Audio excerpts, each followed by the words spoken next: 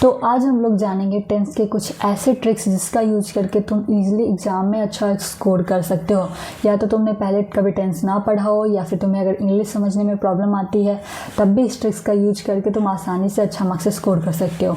तो देखो, मैं पहले थोड़ा सा बेसिक बताऊँगी। बेसिक सुन के चले मत जाना, मैं बिल्कुल ज़्यादा टाइम नहीं लेने वाली हूँ, बहुत शॉर्ट वीडियो रहेगी क्योंकि एग्ज़ाम में टाइम कम है तो हमें जल्दी से सब कुछ करना है। तो एक टॉपिक पे ज़्यादा टाइम नहीं दे सकते, तो बहुत जल्दी में होगा सब कुछ। तो पहले बेसिक एंड देन फिर ट्रिक्स पे आएंगे एंड थोड़े क्वेश्चंस भी है, तो कंप्लीट वॉच आउट करना। सो स्टार्ट करते हैं पहले कि टेंस क्या होता है। टेंस मतलब होता है टाइम, उससे हमें पता चलता है कि कौन सा काम किस टाइम पर हो रहा है। बस सिंपल इतना समझो। टेंस 3 प्रकार के होते हैं। First one is present tense. Present tense में क्या, जो अभी प्रेजेंट मतलब अभी जो चल रहा है, जो वर्तमान में चल रहा है उसे हम प्रेजेंट टेंस कहते हैं। Second one is past tense. Past tense मतलब जो चीज़ बीत गया, जो भूतकाल में हुई थी, जो ऑलरेडी हो चुकी है, उसे हम लोग कहते हैं past tense. And third one is future tense. Future tense में क्या, जो अभी आने वाला है, जो भविष्य में होगा, जो अभी हुआ नहीं है बट भविष्य में होगा, तो उसे हम कहते हैं फ्यूचर टेंस। सिंपल, बस इतना समझ लो। टेंस ये 3 प्रकार के हैं, तीनों की डेफिनेशन बता दी मैंने। और अब बात करते हैं कि हर टेंस है ना तुम्हारा, एक टेंस तुम्हारे 4 टाइप के उसके सेंटेंस बनते हैं।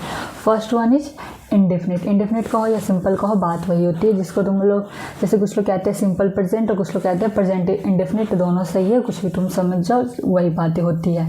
एंड ये हर तीनों टेंस का होता है, जैसे present indefinite, past indefinite and future indefinite. Same वही continuous, present continuous, past continuous and future continuous. तीसरा होता है तुम्हारा परफेक्ट एंड चौथा होता है परफेक्ट कंटिन्यूअस। ये 4 टाइप के होते हैं एंड सारे के सेम होते हैं, ठीक है। यहाँ पे एक चीज़ मिस हो गई है, जो ये पहली वाली बॉक्स है ना इधर, जो पहली वाली रो है वो तुम्हारी है प्रेजेंट की, एंड दूसरी वाली है वो है तुम्हारी पास्ट की, एंड थर्ड वाली है तुम्हारी फ्यूचर की, ठीक है। तो ये 3 टाइप के 3 टेंस के ये 4 टाइप होते हैं। और इसमें कौन सी हेल्पिंग वर्ड यूज होती है वो यहाँ पे लिखी दी गई है, तो तुम इसको कॉपी में ज़रूर से नोट डाउन कर लेना, क्योंकि हेल्पिंग वर्ड तो याद होनी चाहिए तुम्हें, तो ये कॉपी में पक्का से नोट डाउन कर लेना। एंड जो नेक्स्ट थिंग आती है वो है तुम्हारी सेंटेंस तुम्हारे 4 टाइप के होते हैं, ठीक है। तो first one is affirmative sentence. तो अफर्मेटिव सेंटेंस मीन्स क्या हुआ, जैसे मैं स्कूल जाती हूँ, ठीक है, तो मैं स्कूल जाती हूँ, तो ये हो गया तुम्हारा affirmative. Second thing is negative. Negative means क्या होती है कि मैं स्कूल नहीं जाती हूँ, तो जो नहीं जब आया ना तो उसे हम कहेंगे नेगेटिव सेंटेंस, ठीक है। तो अगर सीधे सीधे है तो वो अफर्मेटिव, जिसमें नहीं लगा है तो वो नेगेटिव, ठीक है। And third one is interrogative and fourth one is WH। ये दोनों में भी तुम्हें सिमिलर लगेंगे, बट मैं एक्सप्लेन करती हूँ तो समझना अच्छे से। दोनों सिमिलर नहीं होते, हाँ भले में दोनों क्वेश्चन ही पूछे जाते हैं, बट फिर भी समझना। एक है कि जैसे इंट्रोगेटिव की पहले बात करते हैं। इंट्रोगेटिव में है कि क्या मैं स्कूल जाती हूँ, ठीक है, ये हुआ तुम्हारे इंट्रोगेटिव का एग्जाम्पल। और WH का एग्जाम्पल क्या हुआ, मैं कहाँ जाती हूँ। तो देखो सिंपल सी चीज़ है, उसमें तुम डिफरेंस कैसे निकालोगे। इंट्रोगेटिव में क्या, जो तुम्हारे क्वेश्चन वाले शब्द हो गए ना, जैसे इसमें आया क्या मैं स्कूल जाती हूँ, तो क्या तुम्हारे स्टार्टिंग में ही आ जाएगा। एंड जो WH होता है उसमें बीच में आता है क्या, तो मैं कहाँ जाती हूँ, तो कहाँ है ना, मतलब क्या, मतलब जो भी क्वेश्चन वाले वर्ड होते हैं, तो जो कहाँ है ना वो बीच में आया, तो जो बीच में आया तो इसीलिए हम लोग वहाँ पे WH यूज करेंगे। तो इसलिए ये तुम दोनों सेंटेंस का फॉर्मेट देख लो कि कैसे कैसे यूज करना होता है।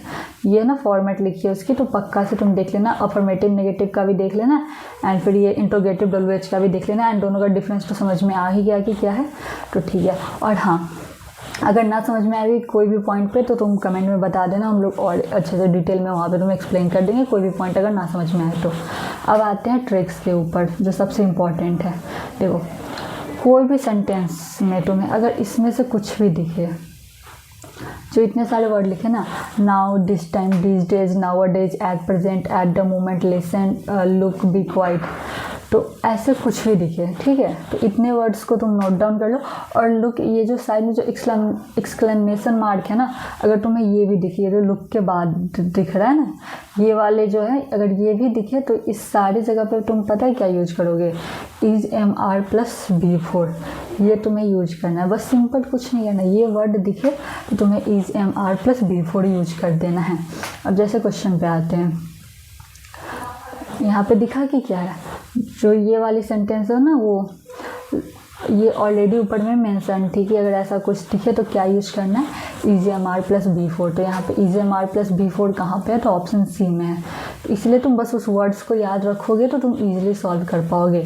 एंड सेकेंड जो भी पॉइंट है, अगर तुम्हें कुछ इस टाइप के वर्ड दिखे, ago, long ago, yesterday, last week, month, previous year, कोई भी हिस्टोरिक इवेंट दिखे, मतलब कोई डेट मेंशन हो या कुछ भी जो कभी पास्ट का हो, सिंपल सा वहाँ पे तुम V2 यूज कर लेना।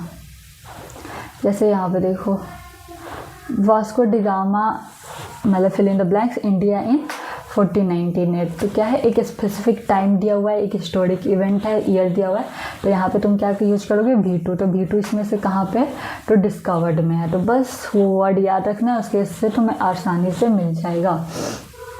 ठीक है, अब थर्ड ट्रिक पे आते हैं कि जब भी तुम्हें, यहाँ पे थोड़ी स्पेलिंग मिस्टेक हो गई, ये नेक्स्ट लिखा हुआ है, यहाँ पे टी होगा, ठीक है, आर नहीं होगा, टी होगा। तो first one is next, second is coming, third one is upcoming, fourth one is tomorrow and fifth one is soon.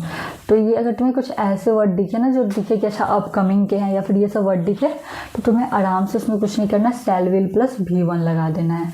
और एग्जाम्पल देखते हैं, तो C dash heard birthday next week आया ना, फ्यूचर का जो नेक्स्ट वीक मैंने ऑलरेडी बता दिया था, उसमें कि नेक्स्ट डे सब लगा हो तो क्या करना है, शैल विल प्लस V1। तो शैल विल प्लस V1 का है, तो ऑप्शन सी में है विल सेलिब्रेट, तो शैल विल प्लस V1 है। ठीक है, देखो पॉइंट जो याद रखने की है वो बेसिकली यही है कि जहाँ तुम्हें एक और इज एम आर्ट दिखे वहाँ लगा दो तुम V4, जहाँ भी इज एम आर्ट दिखे वहाँ पे लगाना है V4, हैज़ हैव हैड दिखे तो तुम्हें लगाना है V3 and do does did दिखे तो तुम्हें लगाना है V1।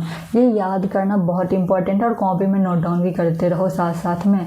जो भी मैं करवा रही बहुत शॉर्ट में करवा रही और बहुत इंपॉर्टेंट चीज़ें ही करवा रही, तो पक्का ही सबको नोट डाउन करो और प्रैक्टिस करो। हैज़ हैव बीन दिखे तो क्या लगाना है V4 एंड सिंस और या फॉर के साथ टाइम लगा हो तब भी क्या लगाना है V4 लगाना है। तो ये डेफिनेटली तुम कर लेना। एंड अब बात करते हैं और जो जहाँ पे भी तुम्हें ये सारे वर्ड दिखे, often, always, sometime, random, daily, everyday, general truth, ये सब वर्ड दिखे तो तुम्हें वहाँ पे क्या लगाना है V1 या फिर V5। अब V1 V5 तो तुम्हें पता ही है कि कहाँ पे लगाते हैं, जो भी सिंपल प्रेजेंट के टेंस बनते हैं तो वहाँ पे V1 V5 का कंसेप्ट आता है। तो तुम उसके अकॉर्डिंग V1 या V5 बस देख लेना एंड बाकी जब भी कुछ ऐसे दिखे तो सिंपल V1 एंड V5 के साथ चले जाना है। ठीक है, और मैं बता भी देती हूँ, देखो V5 कहाँ लगता है, जो भी third person and singular noun होते हैं वहाँ पे V5 लगता है। ठीक है, तो सिंपल बस वही है, उस पर भी V5 लगता है। एंड जो इसके अकॉर्डिंग जैसे वी यूजुअली, तो यूजुअली देखो जैसे ऊपर मैंने ऑलरेडी बताया था यूजुअली होगा, तो क्या करना है V1 या V5 के साथ जाना है। देखो यहाँ पे V1 कहाँ है तो B में है, तो इस टाइप से उस सब को याद कर लेना और उसके साथ क्या लगाना है वो ऑलरेडी तुम्हें ये स्क्रीन पे PPT में दिख ही रही होगी, तो बस तुम इसे अच्छे से कर लो। बाकी कोई भी कन्फ्यूजन हो तो कमेंट में बता दो एंड बहुत सारे क्वेश्चन प्रैक्टिस करो। ऑल द बेस्ट, पढ़ते रहो, टॉपर बनना है ना।